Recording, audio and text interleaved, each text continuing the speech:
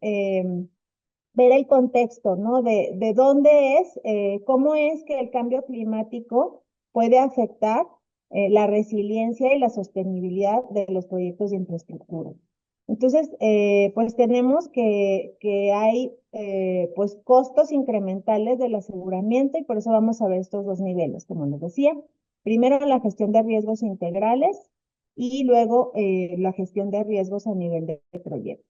Entonces, en cuanto a la gestión de riesgos integrales, aquí pues lo que se propone es una gestión de riesgos que tenga que ver con un área geográfica, por ejemplo, puede ser un gobierno pues de un estado o de una o a nivel nacional que pues tenga una estrategia integral en donde pues vamos a ver varios pasos. Primero, pues es identificar la infraestructura propensa a pérdidas catastróficas. En segundo lugar, identificar los riesgos de índole catastrófica. Y en tercer lugar, el esquema de administración y transferencia de riesgo. Entonces, la identificación primero de la infraestructura vulnerable, pues requiere primero hacer este como inventario de cuáles serían las infraestructuras ya existentes que serían vulnerables o propensas a esas pérdidas catastróficas. Y esto puede incluir infraestructura de diversos sectores como la carretera, la hidráulica, la educativa, la de salud, urbana y vivienda y energética.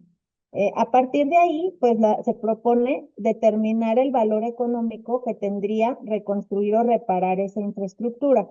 Y esto debe incluir, pues, tanto los proyectos, los estudios previos, como los trabajos en sí de reconstrucción o reposición de la infraestructura.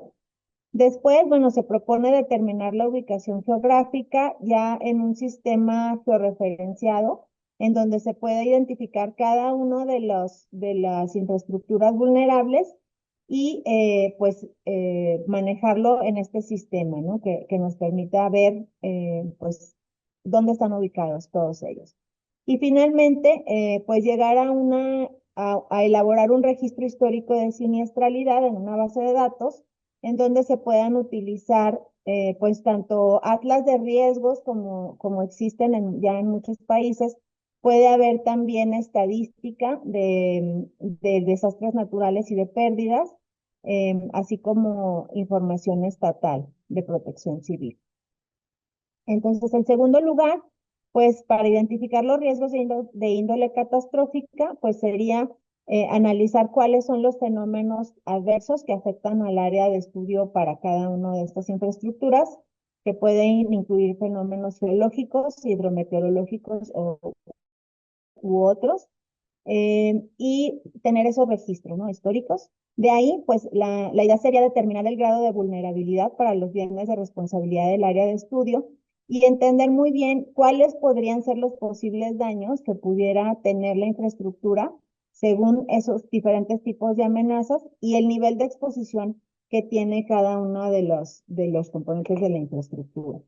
Entonces aquí, bueno, de igual manera se puede ver el Atlas Nacional de Vulnerabilidad al Cambio Climático, por ejemplo, en el caso de México, que nos muestra, pues, dónde es donde hay mayor probabilidad de que se dé los efectos, ¿no? Los eventos catastróficos.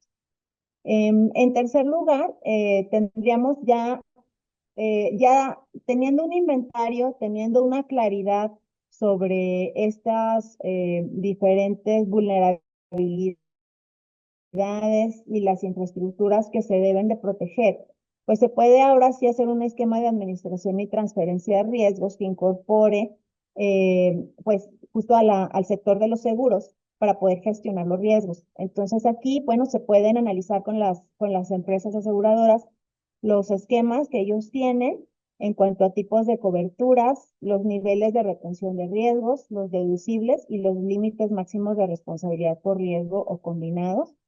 Se pueden hacer escenarios de siniestralidad en donde pues se deben de analizar cómo se pueden dar estos escenarios con base en los datos, tanto en los datos históricos como en cifras, digamos, simulaciones de impactos futuros ante eventos pues cada vez de mayor envergadura.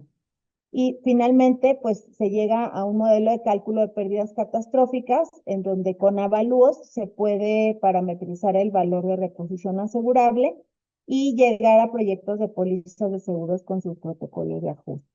Esto pues es importante que los gobiernos pues adopten este tipo de medidas, así como también pues a nivel de la sociedad pues también pueden asegurar casas, pueden asegurar sus propiedades, ¿no?